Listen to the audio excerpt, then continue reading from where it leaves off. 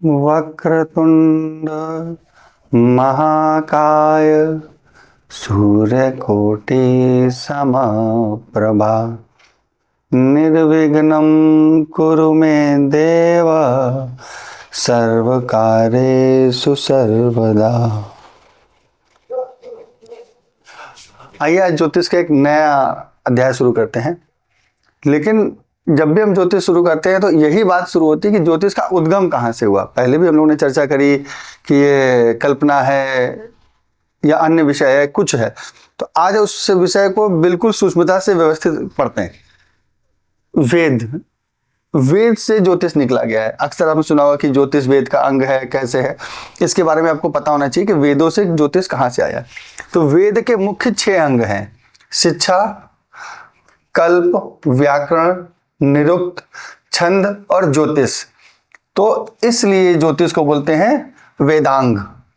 वेद के मुख्य 6 अंग होते हैं: 1, 2, 3, 4, 5 और ये ज्योतिष।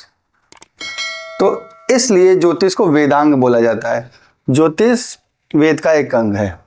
अब हम लोग ज्योतिष में फिर चर्चा करते हैं आगे कि इसका उद्गम कहाँ से हुआ, इसका इतिहास क्या था, इसका शुरू कहाँ से हुआ।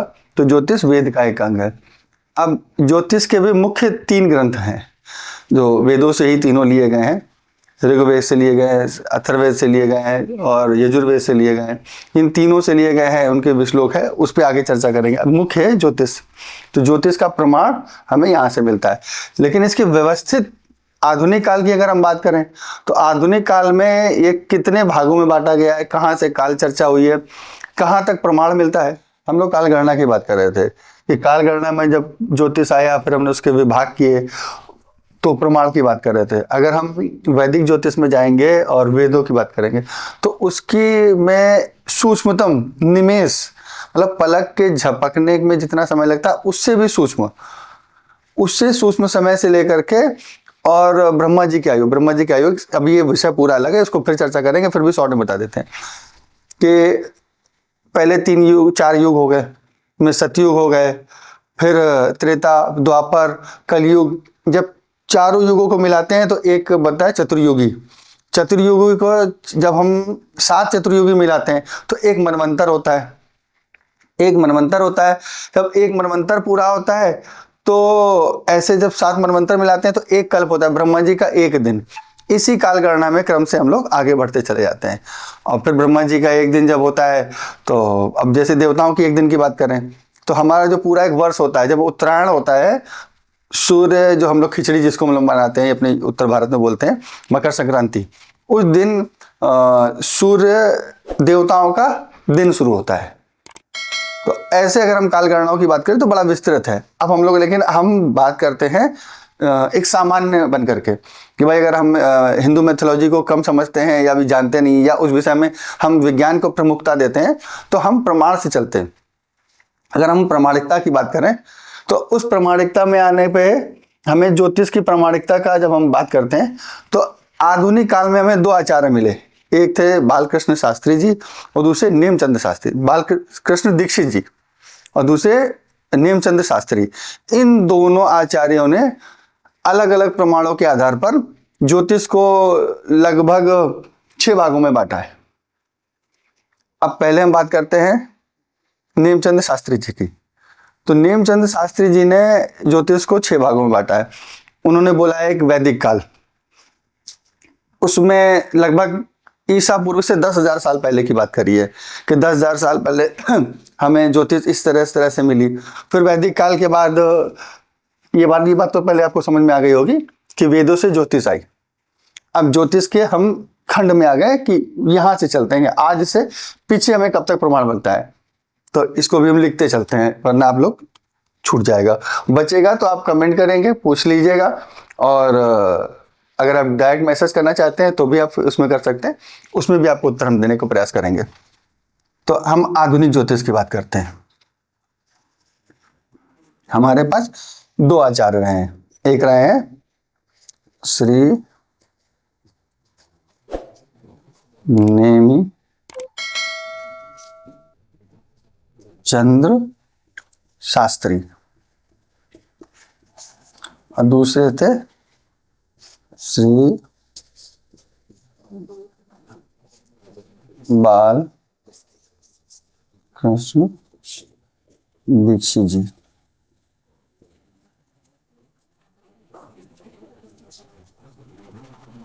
ये इन दोनों ने अपना अपना मत प्रस्तुत करके प्रामाणिक रूप से, आप चाहें तो उनकी पुस्तकें भी अध्ययन कर सकते हैं, आपको सारा मिलेगा। तब तक इनमें चर्चा इन्होंने 6 भागों में बांटा हुआ है, 6 भाग में, और आचार्य जी ने भी 6 भाग में बांटा गया है। दोनों के अपने अपने मत है। अब उस पर चर्चा करेंगे तो हमको एक विषय मिल जाएगा कि ज्योतिष के कि भाई हम वेद मानते नहीं है, हम इन्होंने देखा नहीं, हम जानते कैसे। ठीक है, आप जब तक अब जानते हैं तो हम लोग ग्रेविटी को भी हमने नहीं देखा, ग्रेविटी को भी हम लोग सिद्धांतों से ही जानते हैं, लेकिन जब तक आप नहीं जानते हो तब तक के लिए हम यहाँ चलते हैं, फिर हम पीछे चलेंगे।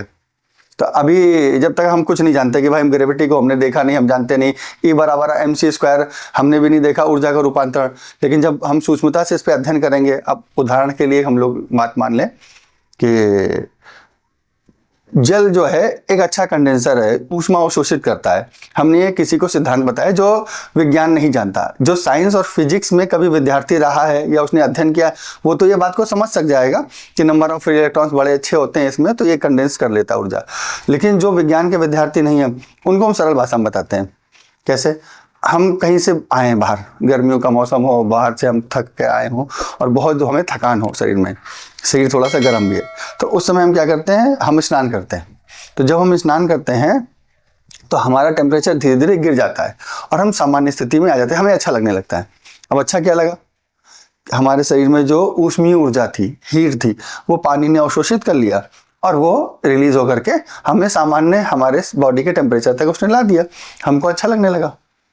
तो इसका मतलब क्या हुआ, पानी ने वो ऊष्मा को अवशोषित कर लिया।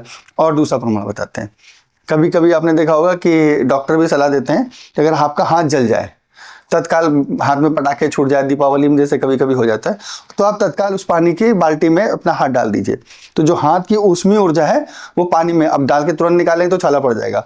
लंबे समय तक जब तक उसमें आपको हीट महसूस होती है तब तक छोड़िए। हम ये सिद्ध करने की कोशिश कर रहे हैं कि पानी एक ऊष्मा का सुचालक है और बड़े व्यवस्थित रूप से आ जाता है, उसके अंदर ऊष्मा तेजी से प्रवाहित हो जाती है, तो उसका हमारी ऊर्जा जो हाथ की टेम्परेचर है वो उसमें चला जाता है।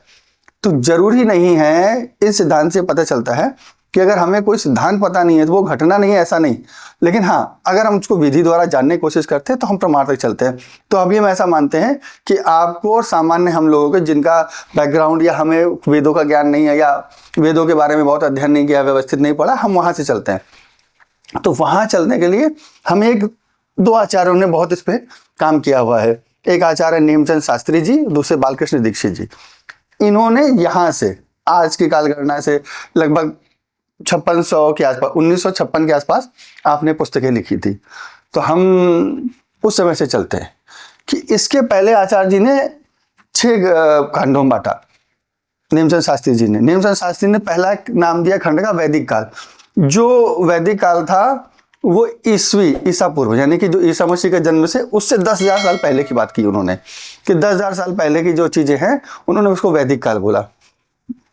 द्वितीय खंड को उन्होंने वेदांग का नाम दिया, वेद के बाद वेदांग। वेदांग का जो उन्होंने काल दिया था वो ईसा मसीह के जन्म से लगभग 500 साल पहले, पहले वाला 10 साल 10,000। इसके बाद जब उन्होंने उसकी बात करी तो आदिकाल का नाम दिया।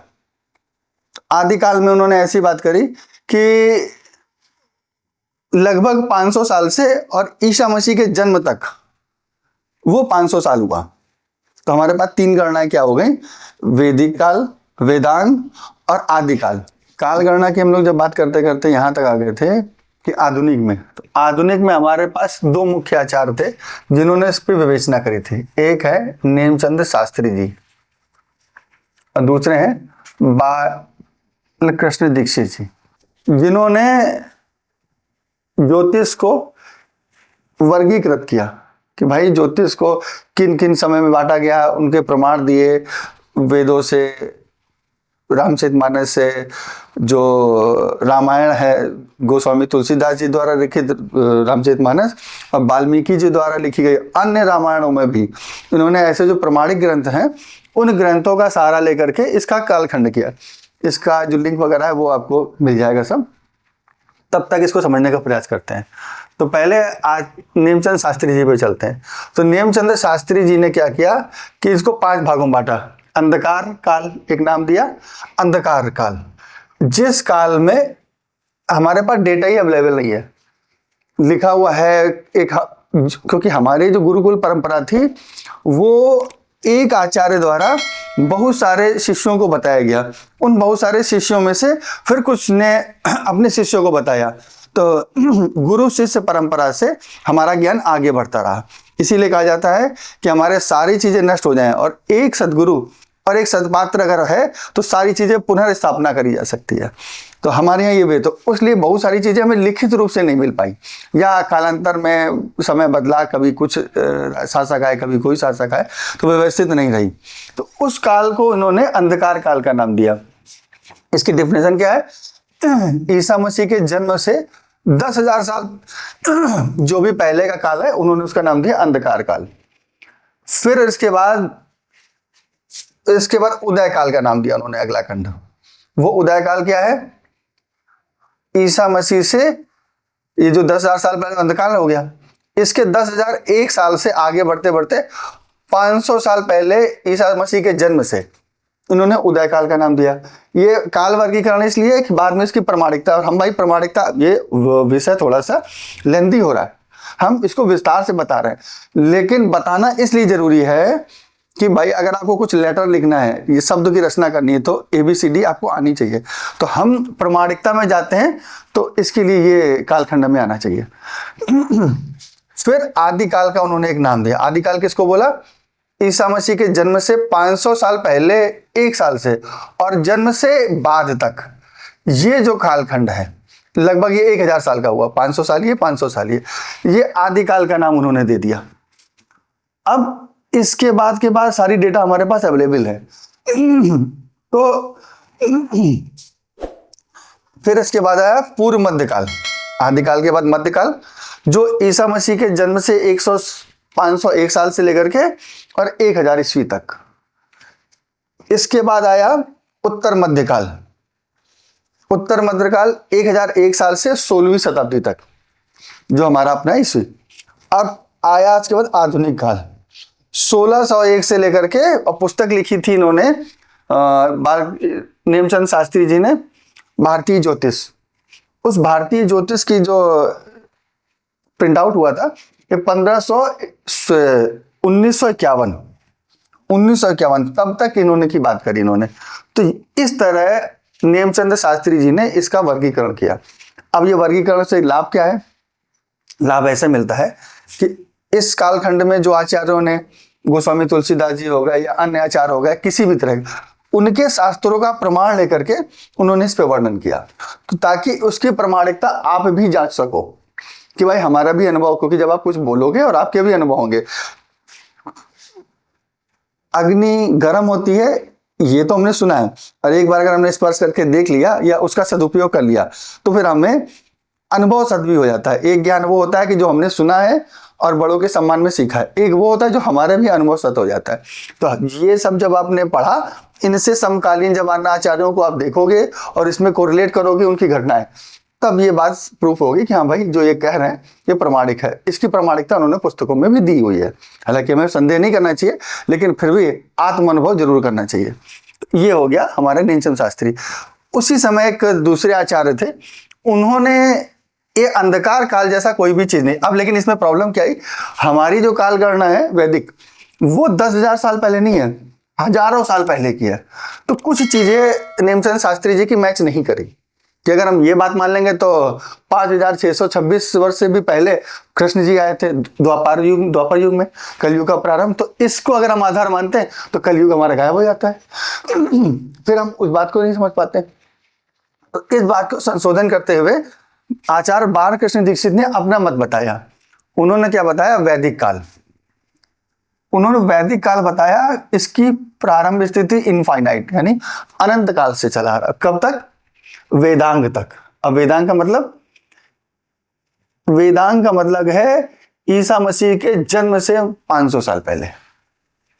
500 साल पहले वो वेदांग की, मतलब ईसा मसीह के लगभग आज से 2000, भाई 2026 चल रहा, तो 2026 से 500 साल पहले उस समय की उन्होंने वेदांग काल का नाम दिया। इसके बाद आदिकाल का नाम दिया। ये डिटेल्स है, इसमें बहुत ज्यादा फर्क नहीं है, लगभग वो सेम है, कुछ वर्षों का फर्क दिया है। मुख्य इन्होंने यहां से इनफाइनाइट यानी कि पूर्व में जो चीजें गणना नहीं करी जा सकती वहां से, और नेमचंद शास्त्री ने 10,000 साल तक क्लोज कर दिया था। यहां इन्होंने आगे तक कंटिन्यू किया कि भाई अभी डेटा नहीं है अवेलेबल है, आगे होगा तो उसको ऐड कर लिया जाएगा, बस इतना। बाकी लगभग सारा मत एक जैसा है दोनों आचार्यों का, दोनों ही सम्मानीय विद्वान आचार्य हैं। आप इनको पढ़ेंगे तो आपको लाभ मिलेगा। तो ये तरीका हुआ कि हमने कह दिया कि नहीं भाई बहुत पुराना चीजें हैं, और एक विज्ञान का तरीका ये है कि हम लोग ज्योतिष को वैज्ञानिक तरीके से ही पढ़ रहे हैं। इस वर्गीकरण को भी एक बार आप ध्यान रखेंगे और समकालीन आचार्यों की मदद लेंगे तो आपको जरा मदद मिलेगी। आचार्य नेमचंद शास्त्री और बालकृष्ण दीक्षित के मत को लेते हुए हम लोग आगे अन्य आचार्यों को भी पढ़ेंगे, और व्यवस्थित, खाली हम अपना ऐसा कहते नहीं, आचार्य ऐसा कहते हैं, क्योंकि इनके भी अनुभव हमारे जीवन में लाभप्रद होंगे और आशीर्वाद स्वरूप प्राप्त होंगे। तो इन दोनों आचार्यों के बारे में आप अध्ययन करिएगा, पढ़िएगा। तब तक हम लोग एक नया टॉपिक के साथ और नया वैज्ञानिकता के साथ में फिर आपके साथ अध्ययन करेंगे। तब तक के लिए जय श्री राम।